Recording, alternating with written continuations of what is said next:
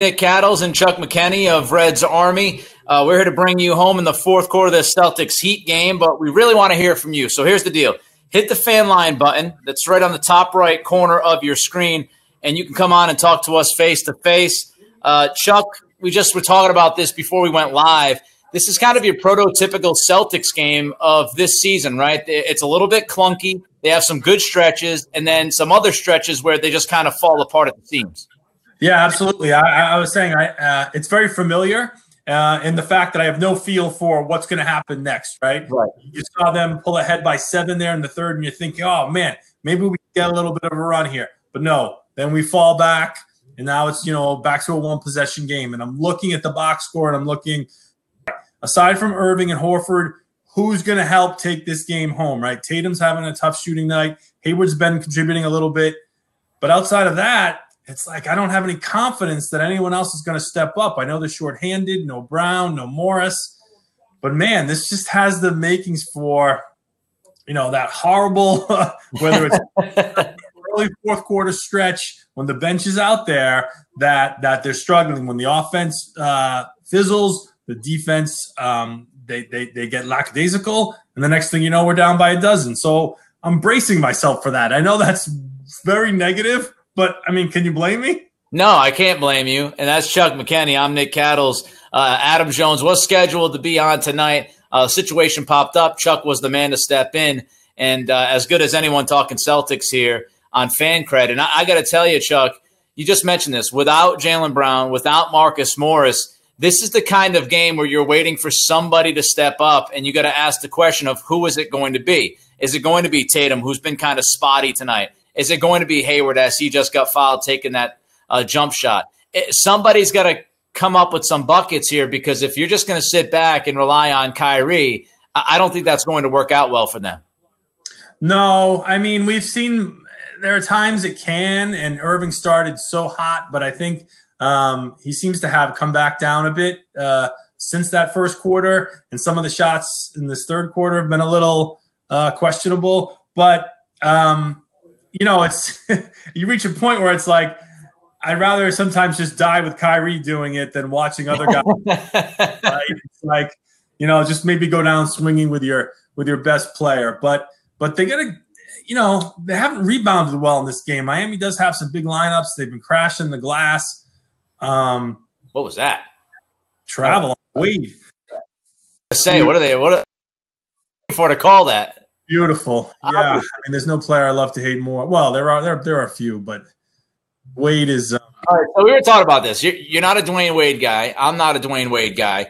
Were you somewhat surprised, Chuck, by the reaction he got in Boston the other night? Do you think it was a little bit too much from the Boston fans? Yeah. Sometimes the Garden crowd surprises me, right? You're not sure who's there. Is it a big ticket giveaway, or was there like a large groups? I don't know, but some nights it's a little strange. But I've always had a lot of resentment towards Wade since the Rondo dislocation incident. I'm right with you. That's the moment to me, man. The moment to me is when he threw Rondo down and Rondo's arm popped. That's for me. That's the moment that I can't ever go back on and say, all right, Dwayne Wade's changed. To me, he's one of the cheapest.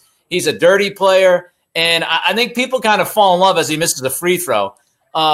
People kind of fall in love, Chuck, with he's retiring, so let's be nice to him. That's bullshit to me. Like, he is who he is. Treat him the way you treated him in year 5 of his career. Yeah, absolutely. And I don't think nationally he gets enough heat for being that sort of dirty player. I think you see it on the internet and stuff. When you all you have to do is Google, dirty Dwayne Wade plays, and and there were plays where I forgot. So it's not just the Celtics, but it's funny how, like you said, there's a lot of adoration now. But for me, no, and I was disappointed, and I did enjoy Danny kind of giving him that jab when he was giving him the parquet, mentioning the elbow, because most of us remember that. I think it would have been better to rain down some booze on him. That would have been a better Boston, send off. But what are you going to do? So Megan says she's terrified that the exact scenario that you laid out is going to happen. It's going to definitely happen. Hopefully that doesn't happen. Jeff says, what in the hell were the C's doing giving Wade a send-off the other night? Yuck. Yeah. And I think as an organizational standpoint, and that's a terrible shot by Daniel Tice. That's the kind of shot right there. I mean, I know you've got Morris and Brown out, but you take that shot, and Tice is just, I mean, that's a brutal stretch. Tice takes a bad jump shot. He's the fourth or fifth option on the floor. He takes that bad jump shot, misses it. On the other end, he has a chance to grab a defensive rebound, can't get the defensive rebound, and then he gives up an and one to Hassan Whiteside, of all people, who's the laziest human being in the NBA. That's a good one. Yeah, so Tice generally struggles with bigger front lines, right? So you're putting him out there with Whiteside, who's very physical. So Miami has some big physical frontline players, and I don't think he played in the first half. I don't know, maybe right. So this is a bit, and I think Brad rode Al a bit more than he wanted to in the first half. So, yeah, I would agree. And Baines, right? So now we got Tice out there, and when Tice is bad, he's bad. I do want to circle back quickly because somebody brought up the whole night for Dwayne Wade. I think teams kind of fall. Hayward is stumbling and bumbling his way to the basket. I think teams fall in love with the idea of we have to send we have to send this guy off in the right way. And I thought Doc Rivers, his let's stop the game and grab the microphone and recite a poem for Dirk Nowitzki's career was a bit much. Yeah. And I think Doc felt like he had to do that because people got on his ass for not doing enough for Dwayne Wade. Yeah, Doc got a lot of adoration for that on social media, and I thought, wow, that was a bit much. I was kind of surprised. I expected the Celtics to give Wade something. I didn't think that they were not going to acknowledge him at all. He's still a Hall of Fame player, right? If they didn't, then that would have been a story. Yeah, but that I'm fine with. It's the fan reaction. It's the cheers when he was making baskets that I was just like, well, who do we got in the crowd tonight? What kind of, did the diehards all sell their tickets for this game, thinking it was not going to be, anything? All right, so we got Robbie in Vermont. He's ready on the fan line, so we'll go to Robbie right now as we are ready to close out this third quarter. Another Whiteside. He can't handle Whiteside. Yeah. No, I absolutely agree with you. And that's the second big-time offensive rebound for Hassan Whiteside in the final 2 minutes of this third quarter. And it's really hurt the Celtics. They've had 4 points now. The Heat have had 4 points off of easy putbacks for Hassan Whiteside. There's Robbie in Vermont. What's up, my man? What do you got for us? Yeah, I'm just pretty pissed off with Celtics fans and kind of the organization in general, just – tribute videos and fans just applauding everyone. It's bullshit. It's, well, he's gone. Let's just wave him goodbye. No, never once were we nice to Dwayne Wade when he was playing with Miami with LeBron James and Chris Bosh. Treat him the exact same way you treated him when he was playing against us in conference finals and the playoffs. Like, it's getting to the point where I just feel like one day when LeBron goes to retire, people are going to be cheering his ass. And I think it's phony. I think it's garbage. Yeah, and thanks, Robbie. I appreciate it, man. Thanks for the I don't know, I guess we call them fan calls, right? Thanks for the fan call. I think it's, Barr brings up the idea that this all began with Derek Jeter. And I do think that kind of started the whole thing of, baseball started this where you had Jeter, then you had Mo Rivera, and then even in Boston, we had Big Papi have this thing where you kind of go around and people throw bouquets at them and they kiss their ass, and you're supposed to just forget everything that they did that was questionable in their career. It drives me crazy. Back to the Tice Whiteside nightmare. This game is as tight as it is, Chuck, because Tice versus Whiteside was an absolute obliteration for the big man for the C's. I mean, that was horrendous in the final 2.5 minutes. Yeah, so just checking the minutes quickly. Horford's already at about 27. He's going to have to rest a little bit in the fourth. I got to think this is short-lived for Tice. that he comes out, Baines comes back in. They can push Baines to over 30 minutes. You got to push these guys. I'm the biggest fan of the organization's decision to rest these guys. For me, it's all been, we should be playing balls to the wall. I'm a home court advantage guy. I have no faith that this team's margin of error is so small, even against teams like the Pacers, right? I'm playing balls to the wall going into the final week of the season, so we get home court advantage, right? But they're not doing that. Like Brown is legitimately hurt. Morris tonight, his knee is sore. That's another case where they're resting guys and they're not valuing home court advantage, and that's pissing me off. And, like I said a little bit earlier when we first started, as we get ready for the fourth quarter here, fourth quarter live, Nick Cattles, Chuck McKenney from Reds Army. As we get ready for the fourth quarter down in Miami, of course, these two teams just played each other the other night. Celtics got off to a great start like they did tonight. They started off, I think, on a 9-0 run to start this game. And it's going to be up, to the guys like Tatum and Hayward and those guys to show up. Tice is still in the game. Brad Wanamaker is still in the game. And there's Tice with another brilliant moment trying to block a 17-foot jump shot from Dragic. And I know on Tice, but honestly, he looks like the drizzling shits. He's done nothing in the last 3.5 minutes of this game but get in the way. He's taken bad shots. He's given up offensive rebounds to Whiteside. And here he is, instead of just standing there straight with his arms up, trying to contest the shot, he's trying to block a free throw jump shot from Dragic. It's bad decision after bad decision. I got to tell you, Chuck, I was actually, last year I was still on 98.5 with Jonesy for a long time until the playoffs came. And I was one of the guys defending Tice. I thought Tice had a really good season last year, all things considered. Yeah, I agree with you. He can play.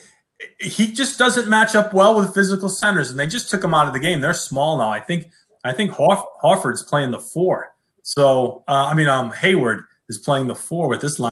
He is. So I'm with you. I think in the right spots, and we've seen him play well this year, Tice can do the job. But in this situation, Stevens didn't do him any favors throwing him out there. Yeah. That was a good offensive possession. That was a good drive and kick by Hayward. Horford had a wide open corner 3. He misses it. Those are the kind of possessions, I tend to watch games in that kind of way where people will just look at the results and they'll just look at the shooting percentages. You got to look at what happens during the play. You got to look at, is it a good shot or a bad shot? And that right there is a perfect example of a very good offensive possession. Everybody does the right thing on the floor. They just don't finish. Again, great ball movement there.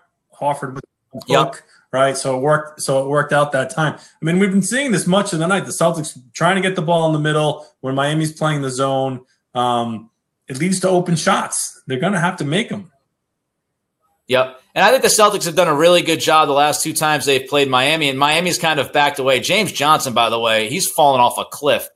But when you watch the last 2 games against Miami, I think the Celtics have done a good job of getting the ball. There you go. Nice play. So that's 3 solid offensive possessions in a row for the Celtics. Moving the basketball, finding the right matchup, finding Hal Horford at the free throw line or in out of that zone. I think the Celtics have done a pretty good job against that zone, Chuck, during the last 2 games against Miami. And you've seen Miami go a little less with the zone tonight than they did on Monday night. Yeah. So I foul there. But if we and Al had a big rebound on the last possession that led to the them busting it out.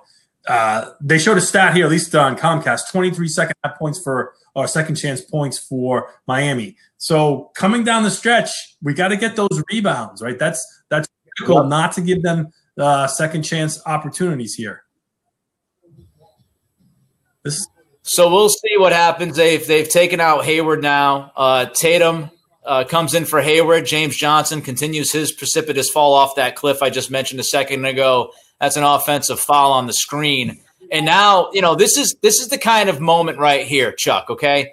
I think Tatum's played pretty well this year. He hasn't played as well as we were hoping he would. I think some of that is he had to adjust to the changes to the team, and he had to adjust with Kyrie having the basketball so much.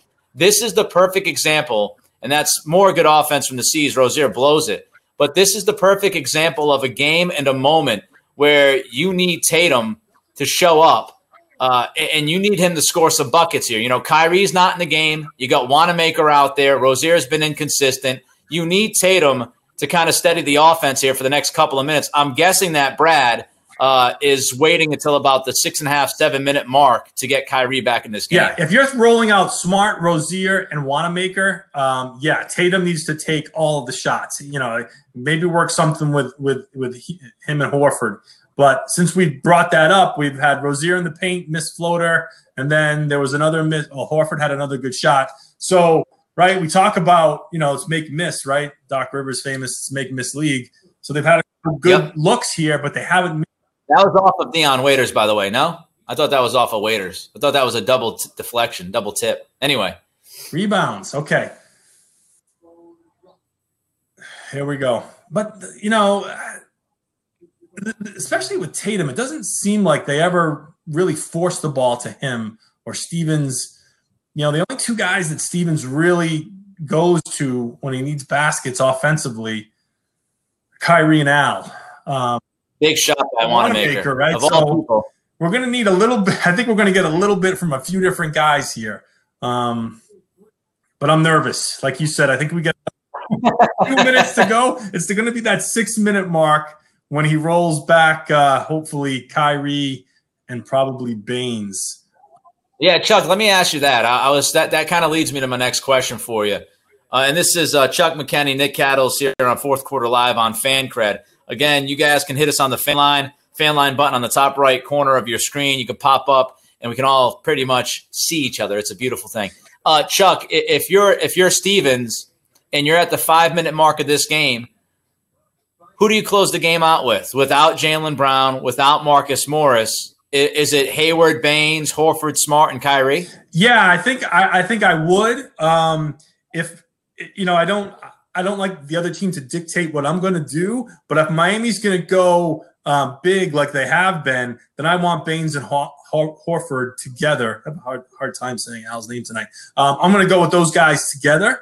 Maybe if Miami goes small, then you might bring Hayward in for Baines. But I'm going with my starters, right? I want to match Miami's size. I want to secure the boards. I want to play defense. I want to win with defense. That's what I'm going with. So I think it's very important to figure out now over the last few games, and I think Brad has tried to figure this out, that the rotations of what we're looking at when we get to the postseason. Obviously, it's going to be Indiana versus the Celtics. It's just either who has home court advantage in that matchup. Yeah. And as you talked about this a little bit earlier, there are ramifications of resting guys. And I don't mind resting a guy a game or two, honestly, down the stretch. But the one thing that you do have to wonder about is a night like tonight. You're a few games away from the postseason. You have two guys that are going to be in your 8-man, 9-man rotation in the postseason. They're not playing. So you're trying to find the right combinations, and you're trying to see who you can rely upon with the playoffs right around the corner. And you're kind of mixing and matching, and you're playing people. You're playing people that, like a Brad Wanamaker, that guy's feet are not touching the fucking floor playoff time. Like, right. I appreciate thanks, but no thanks. I think Shane Larkin, I think going from Larkin to Wanamaker has been one of those quiet things that has hurt this team this year. But, now you're forced to play guys like Tyson Wanamaker in a game that you're 5, 6, 7 games away from the playoffs. Yeah, no, I'm with you. I thought my mindset would be let's win and let's clinch early so we can rest late, right? Those last couple of games, guys can take off. But you're right. Brad's still out here. This rebound. Yeah, Wanamaker's still. Well, we got 2 more minutes to go. We got to get to that 6 minute mark for sure. This is like one of those things where I don't have a box score in front of me with my setup. Do you? How many minutes has Kyrie played so far tonight? Do we know? Could somebody help us out with that? I see him at 27. Al? 27 minutes. 27. So to me, yes, right? Exactly. To me, you're at 27 minutes. This is one of those things where I love Stevens. I think he's a very good coach. Whiteside is killing them. Yeah, we need Baines again. You know, I love Stevens as a coach. I think he does a lot more good than bad. But I've got to tell you, you know, this is one of those things where sometimes he's so stubborn and strict with his minutes, and he wants to keep it around 32, 33. Well, this is one of those games. You're on the road. Do you think that maybe that organizationally with Ainge that they think that's best for these guys? Because I don't know if that's just Stevens. You know. I mean, maybe. I don't know if the organization dictates those kinds of things to Stevens, though. You know, when we hear from Ainge has always thought about, oh, well, I don't coach the team. I stay away from that kind of stuff. And even if it is organizationally drop down to Stevens and say, all right, here's the deal. You know, if you're going to sit there and you're going to keep him until 32 minutes down to the second, have some leeway in the final 10 games. Yeah, that's fair. Give me 35 minutes of Irving, 35 minutes or 34 and a half minutes versus 32 minutes. What are we trying to do here? No, you're right. You're right. I guess I was just thinking, you know, they probably, you know, between their medical team, their trainers, front office, coach, they all have this philosophy that, you know, Kyrie or certain players will be their freshest if we maintain them at this certain threshold for the bulk of the regular season. Then it's different in the playoffs. But you're right? So let's say you have that philosophy, and then you say, I just need 3 extra minutes tonight to game, and you're not going to do that. I would find that to be ridiculous. You know, I don't know. It's not like Kyrie's legs are not going to fall off tonight because he plays 35 minutes. It's not like when his body hits that 34th minute, he starts to break down. By the way, Ron sending us a little bit of a message here, sending me a message. Cattles with McKenney here on Fourth Quarter Live. Cattles fan cred could be that perfect opportunity to go head-to-head with Felger. Make it happen. Fan cred, make it happen. I've been waiting to roast Felger's ass for about a decade. Make it happen. Tatum and Horford are both over 30 minutes already. Yeah. They're over 31 now, so you look at that. Hayward, 16 points in 26 minutes. It's going to be very interesting, Chuck, to see what Stevens does here. I imagine Kyrie is going to be back on the floor. Yeah. The question is going to be, I don't think he's going to play Horford, 38 minutes tonight. So what I think you'll see is Irving comes back. Horford might go out for a few minutes, and then try to finish this game over the final three minutes or so, 3.5 minutes with both those guys on the floor. Yeah, I agree. And again, so what do we get from Rozier? Has done nothing. A few points, but I'm just thinking that's a story of 2018, 2019, Chuck. You know, I think so. We treaded water here, right? So we're still up 2. We were up 6. I think the positive is we didn't fall down 8 points, right? So we essentially survived that stretch. So yeah, Irving's back out there, and I can't see. Has he got Hayward out there? Baines and Tatum. Okay, so yeah, so exactly what you said. Al's getting his rest. Kyrie's back. And you try to buy these, 3 minutes, Yeah.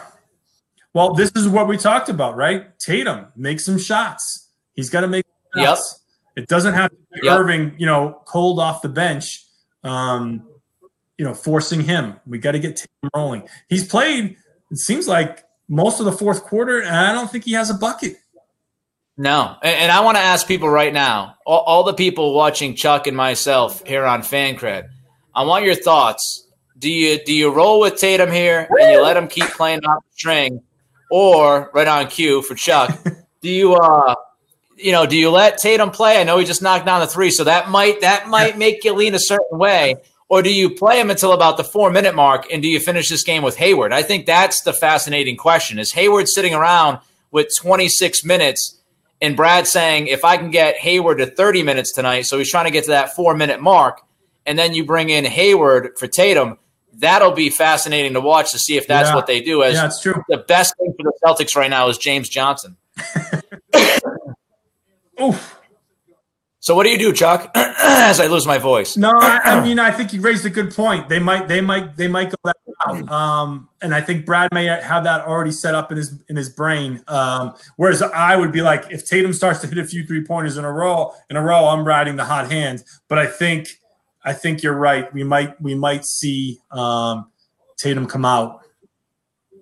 Or what they could do is they could take Tatum out for a couple of minutes, go with Hayward, and then finish the game with Tatum. But then, as you just said, if Tatum starts to catch fire here, then you risk taking him out when he's just starting to find a rhythm. And then, you go to Hayward, and now when you try to go back to Tatum, he's not the same guy. Yeah. So, and we're not really taking into consideration the defensive matchups. I'm not sure who Tatum's covering or who Hayward would be covering if he comes in. I think Brad might stress that more than the offense. But come on, let's get a bucket here. Oh, he threw a lob to Irving. Holy shit, his team. What do you mean? Oh, thanks to Dwayne Wade, and he gets the rebound. Defensive rebounding. Look at that. The big story in this, I'd say, starting with about 6 minutes to go in the third quarter to right now, is the defensive rebounding. The defensive rebounding has been a giant issue. Second chance points. They're showing me on NBA TV right now. The Heat have 25 second chance points. 25. Yeah, we had a good stretch there where we weren't giving them up, but right there, that last sequence when we missed an easy opportunity and they come back with the offensive rebound, those things can be killers. Got to buckle down here. Yep. And this is when defensive rotations. This is when making sure you're contesting every shot. Is that Waiters? I mean, that's just a big. Waiters. That's a big shot. I mean, that's a gigantic shot by Waiters. Irving contested the shot. That's just a big shot. This is a big possession now. You got to come back with a good shot. So that's good. That's good. Get the ball in the paint. Yeah. Get the ball into the paint. Try to draw the foul. Because what we've seen, Chuck, and I'm sure people watching on FanCred right now would agree with us, what we've seen from this team way too many times this year is they give up a big bucket like they just gave up, and they come back and they try to get too much too quick. Yeah. And then the avalanche starts, right? The snowball starts rolling down the hill. And the next thing you know, that 2-point lead becomes, a 5-point deficit in a matter of a minute and a half. Yeah, and then we're trying to we're in that hero ball mode where guys are, I got this shot, and they start launching these ill-advised 3-pointers. That middle is still open. Kick it, and Tatum has been camped out there. Kick it in there, and let's get to the line. I know this team doesn't like to shoot free throws, but let's get to the line. Away. He's Chuck McKenney. I'm Nick Cattles. This is FanCred Fourth Quarter Live. And you see that Stevens has taken out Terry Rozier and replaced him with Hayward. There's another offensive rebound for the Miami Heat. Dragic is way off. And he front rims the three. Tatum with a nice finish off the window. Nice little dish by Smart on the fast break. Scores 194. Celtics up by 6 now. So you see, right, stemming the tide, Chuck, making sure that you get a couple of good looks. And, Tatum, right as we mentioned it, it's almost as if he was, if he was listening to us with earbuds and having his phone on FanCred and his right in the back of his shorts there. Right when we bring up the fact that he was not scoring the ball and he was quiet in this second half, now you look up and he's got some points. He's rolling now. They got him the basketball. He finished, made a couple of free throws, knocked down a shot earlier on. This is what you need from him. This is what you need to see from Tatum. You need to see these kinds of moments. Yeah, he scored the Celtics' last 7 points over the last few minutes. So Irving's come back in, and he hasn't, he's only he had that missed alley-oop opportunity. So they're finding Tatum, and he's making them pay. And I think, so Al's got to be coming back in soon, right? There's got to be. I know he just put in. Hayward, but Well, I think Hayward. See, here's the tough thing, because now you haven't sat Tatum, right? So Tatum's going to have to play pretty much this entire fourth quarter because he's got it rolling now. So I think if you bring back Horford, which you're absolutely going to do, I think it's going to be Hayward coming out of the game. But what's interesting here now is if you're Brad Stevens, you almost want to push this a little bit and see if you can get to about the 3-minute mark without having to use Horford. So this is literally the next 2 or 3 possessions are pretty big for Stevens and the Celtics because offensive foul. There you go. Chuck on the call. Good call, baby. Good call. Whiteside. I might be a split second ahead of you now, but that was Whiteside with the push or the grab or something. Ref McKinney was all over it. There. Come on. A little flop action too by Marcus. King. Little embellishment. Won't call it a flop. It was an embellishment. See that? Oh! I mean, yeah, you're definitely ahead of me right now. Oh, sorry. It's all right. Oh, there we go. Oh, he called the timeout? They're giving him a He wasn't out of bounds? Look like it. Just flopping around like a fish. I need to see that replay. Wow. Come NBA on. TV. You mean to tell me his right arm wasn't out of bounds? Let me see this. That's a gift. First of all, it carried. Well, bottom line is they blew a good opportunity there. Tatum had a good look at the rim, and they got the offensive rebound or the turnover. Irving had a open look and nothing to show for it. That would have been a big possession, right? That was nice to see. But you're still up 2 possessions. If you come up with a stop here, if I'm Stevens, I'm pushing my luck probably. But I might keep Horford off the floor for this defensive possession, just to give him a little bit extra of a blow because he's played, I'm guessing, 32 minutes, 33 minutes. So maybe I try to buy him a minute. I wouldn't. With that said, I wouldn't hate it if they brought Horford back in here because the argument would be if you come up with a stop here, now you're able to get it between 3 and 3.5 minutes. And if you can get a bucket, now it's the 3-possession game with about 3 minutes left, which would make it tough on the Heat. Well, it looks like they're going to Brad sticking with the 5 he had out there. So, yeah. And I could see that. The Celtics have 3 timeouts. So, with it being a 2-possession game, I don't think it's crazy to try to steal a little bit of extra rest for Al here, even though, what's the difference between 45 seconds of rest and not 45 seconds of rest? So we're pressing here? What are we doing? Oh, because they only have 5 seconds. Because the shot clock's at 20 seconds? The Celtics pressing here? Okay. Not much of a press. It's more of a little, we're just going to screw around. And we're going to give up an easy basket. See, that is just horrible execution. Like, I understand why Stevens would put a little ball pressure, but you cannot give this up. Yep. Come on. You cannot allow. And listen, that's Deion Waiters, okay? That's not Kyrie Irving. That's not Steph Curry. That's not an electric point guard out there just driving through the teeth of your defense. That's Deion Waiters doing that. No, you're right. Deion Waiters. Right. He front rims the free throw, thankfully. Also, by the way, Celtics 20 points on 24 mid-range shots tonight. The Heat have 44 points in the paint. So, as you were mentioning earlier, Chuck, big guys, tough. Big shot by Gordon. Big fucking shot. That's huge. That's one of those. That's one of those shots. That's what you need from Hayward. Those kinds of confident shot. He didn't hesitate. Catches the ball right around the chest, goes right up with it, and knocks it down. Rebounds. Yep. There you go. So now you got 2 big plays by Hayward back to back. Ooh, I thought he traveled. Okay. I did too. I thought he did too. Horford is in the corner, which is interesting. They've had great success. Offensive. Ooh. Wow. I thought that was. Yeah. That's one of those.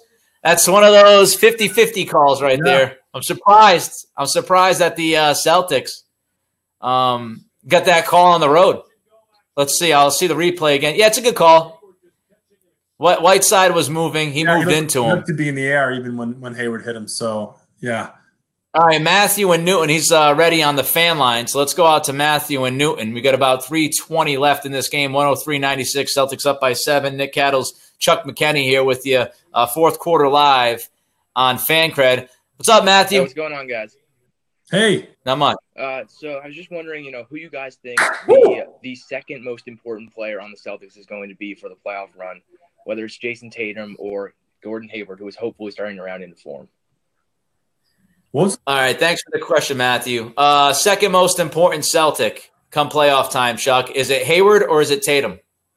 Well, first off, it's Kyrie and Al 1-2, and then nobody else is close, right? That's what it is for me. Right. Those guys are 1-2, right? So then after that, if I had to pick the third, right, then I'm going then I would go Tatum. See, I'm going to go Hayward because I think Hayward's minutes, I kind of understand what Tatum's going to give you. He can give you 15 to 17, right? He can give you 5-6 rebounds. He'll hit some shots. I think Hayward is most important, not saying that he's the third guy that needs to score and play as Irving misses a free throw, surprisingly. But Hayward's minutes, if Hayward can give you 20 to 25 really solid minutes in the playoffs, I think that changes this team because then you have Kyrie, you've got Horford, you've got Tatum, who I think is fine. I think Jalen has been playing much better over the last few months coming off the bench. So if you can feel more confident in Hayward's 25 minutes or so come playoff time, I think that really, really helps this team. Really. Yeah, it does. And I agree with your logic. I just have zero confidence that's going to right. So for me, it's right. Let's remove that because I just don't believe it. And I think that I would like more consistency and more explosion from Tatum. I think that's more likely. But you make, perfect sense. And I think Brad and I think everybody's hoping for that. Oh, shoot.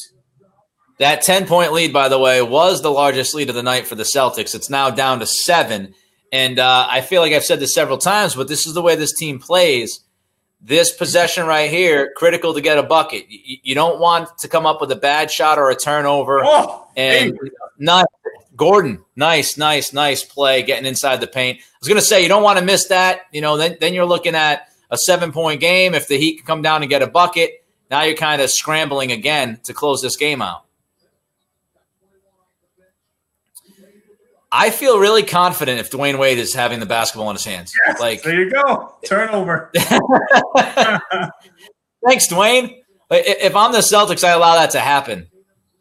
Absolutely. So Tatum's gone. It feels like the whole fourth quarter.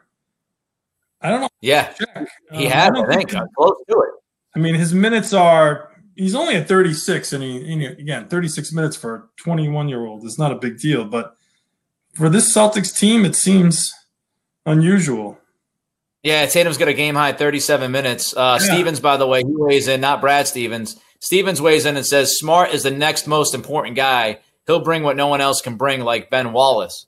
What I would say is, and it does look like Tatum stepped out of bounds, which is just a silly turnover. Oh. I mean, from this angle, it looks like his heel's out of bounds. And I know people are talking about making the court more wide and bigger and all that stuff. You got to know where you are. I mean, I'm with you. It drives me crazy. I feel like it never seemed like it was an issue until like the last 10 years. Obviously, the court is as spread as it has ever been. Guys are shooting from all over the place. But just like you said, know where you are. Come on. Rozier the other night did that. He looked like when you watch Olympic runners and they're in the blocks, his back foot was like he was ready to sprint in the Olympics. And he's out of bounds for no reason whatsoever. Driving me crazy when that happened. Yeah. We'll see. It's a 9-point game, 108-99. Indiana blew out Detroit tonight, 108-89. So, the Celtics going to have to win this game.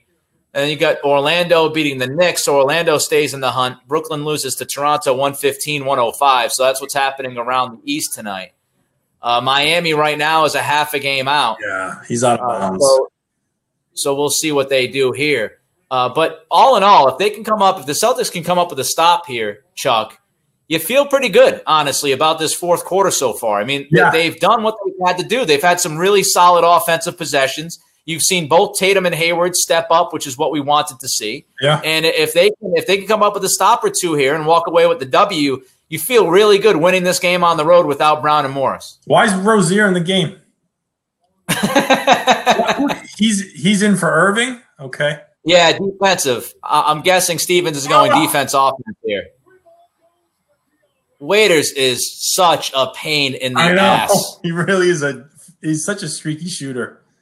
He's one of those guys where it's like he could be awful for 30 minutes and then all of a sudden just drops a nail in the heart. Yeah. Here's another possession. Hayward, Kelly Olynyk. See, he's got to take him. No! Almost the N1. Oh. Right play by Hayward, though. See, I'll tell you, Hayward's basketball IQ is through the roof, man. Like it might seem like a simple thing, but how many times have we seen other players on this team have a mismatch and not do the right thing? He's got Olynyk here switched on him, takes him to the basket. It's an easy foul. The only question is if you get an N1 and he's able to finish. Especially in this situation, right, where the free throws are very important. You know, you'd see guys like Rozier just throw up a 22-footer when they No, I agree with you. Yep. All right, so now we got an 8-point lead. Come up with a stop here. Oh, Rozier! What a rebound! Here we go. That's why he's in the game, Chuck. Wow. Grab those rebounds from Kelly Olynyk. Didn't Pat Riley tell me that Olynyk was a great rebounder when they signed him? How's that working out? 110-102. This game's pretty much a wrap as long as the Celtics don't shit their pants. And I don't think they're going to. Shoot it. Ugh. Bad possession. Bad possession. Possessions for Tatum, not the greatest. Two terrible turnovers. No. But I'll take a bad possession or two in the final 4 minutes instead of like a bad 5 possessions or 6 possessions. They've done pretty well offensively here in the final moments.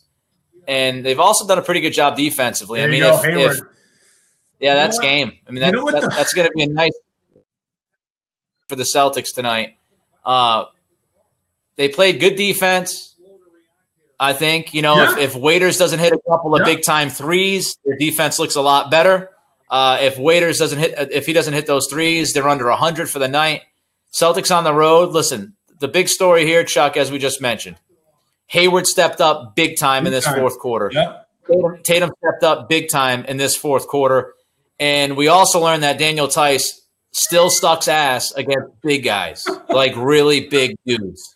You know what they're going to – some of those talk radio host guys, those types, right? You know what they might talk about tomorrow in Boston is that, so Brad pulled Irving for the final couple minutes there, and the Celtics, kind of pulled away. And he didn't do much in the fourth quarter. He really didn't have an impact. So he carried the team early, but late he didn't do much. All right, so I want to make a note here. We can tell people we may be on for the season finale next Tuesday. Definitely back for the start of the playoffs here on FanCred.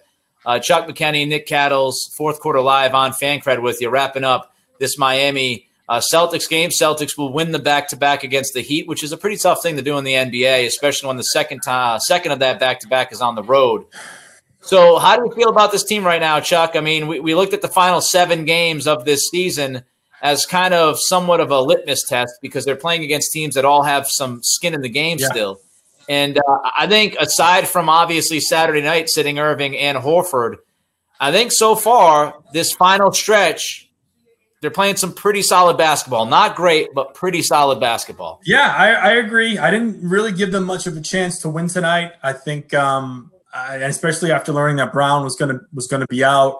But the bar is pretty low for this team. But this was kind of that gritty performance that we wanted to see. They played smart, they played tough in the fourth quarter. So it's baby steps, right?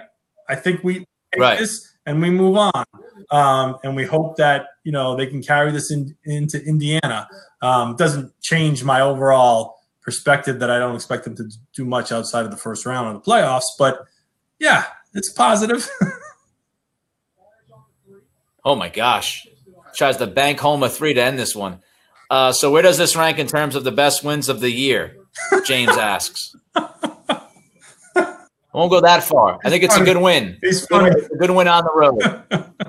Yeah. Without Brown and without Morris. The most important thing is if Hayward and Tatum can give you what they gave you need them to, that's a nice, as you said, baby step. That's a nice positive step. 112, 102, Celtics wrap it up. They win by 10 in Miami. He's Chuck McKenney. I am Nick Cattles. Of course, Chuck from Reds Army. I formerly of 98.5 The Sports Hub. Now ESPN Radio 94.1 and ESPN National on Sunday mornings. Fourth quarter live. So let me just state this before we say goodbye. Since I've been on Fan Cred, Celtics 2-0. I will take credit for that, Chuck. Sure, I'll give it to you. You and I, 1-0 together. I like 1-0, baby. All right. We need the hot streak. All right, everybody. I hope you enjoyed. We'll be back definitely for the start of the playoffs, maybe even for the season finale next week.